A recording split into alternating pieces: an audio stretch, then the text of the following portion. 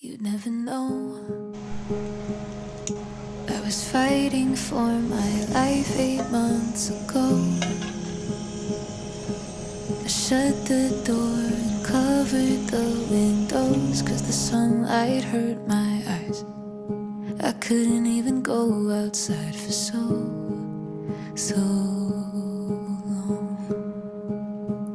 And you couldn't tell, but the inside of my head was a living hell. I tried my best explaining how it felt, but nobody ever understood. Doctor said that everything looks good, so I blamed myself.